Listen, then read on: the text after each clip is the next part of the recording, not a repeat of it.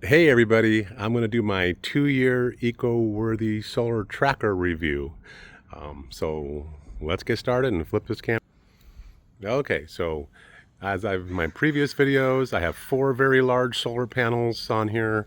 It's about 200 pounds worth of panels. That square, the outer square, is about 10 feet by 10 feet. I haven't noticed any issues with the actual metal structure itself. I don't see any metal fatigue. There's some surface rust in a few places. Beyond that, the only issues I've had with it was my tracker component. The relays for east and west stopped working properly. And then also my servo for east and west got cooked. So I had to replace those 2 components. I think I've spent less than $100 on those. The base that I built for this seems to be holding up just fine. This was I didn't want to pour concrete, so I ended up taking a 3x3 grid of pressure treated 4x4 pieces of wood and making about a 3-foot long giant piece of lumber with using 10-inch lag bolts to put it all together. Seems to be holding up well, no issues with that.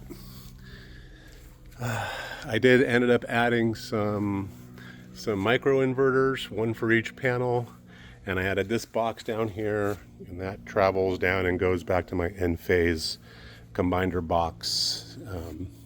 But yeah, it's been holding up fine. I have 0 issues with it.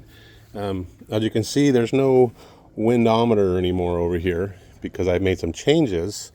One thing I have done is I integrated this solar tracker component with Home Assistant. I'm a big Home Assistant fan, and what I bought myself was a 4-relay zigbee switch. Basically, I can control this from Home Assistant.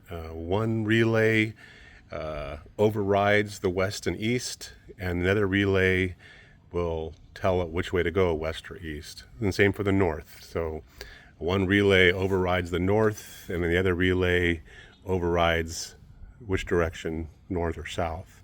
I can try to show it, but sometimes things don't work well with Zigbee and my phone. So let's take a look here. So there we go. I basically just overrid the north, and now it's moving north. So, and I turned it off, so now it's going back where it belongs. Again, I haven't had any issues with this. Seems to be working fine. $100 for the new components I had to buy. Again, though, these are pretty big solar panels. I think it was a lot more than what was meant for this. Do I still recommend an eco-worthy tracker? I would in certain situations. If you only have room for 4 panels, absolutely get a solar tracker. But if you have room for 5 panels, you can pretty much just add an extra panel somewhere, and you're almost making up for the power of all the equipment. So they say you get about a 40% increase in production of power, which I find is probably closer to 30% in my situation. So had these been all fixed somewhere and I added one more panel and not a tracker, it's almost the same. So I don't know. Is it worth it? For me it is, because I don't feel like having a bunch of panels down here. So, but overall, yeah, it's held up. Minimal rust, no issues with it tracking with the sun. It is winter right now, so it's definitely not optimal. But anyways, there you go. Would I get one again? Yeah. Is it held up? Yeah. Am I overburdening it? Yeah, it definitely has a lot of weight on it. So yeah, I think it's been a good investment. I've definitely got a lot of power out of this compared to my 10 roof.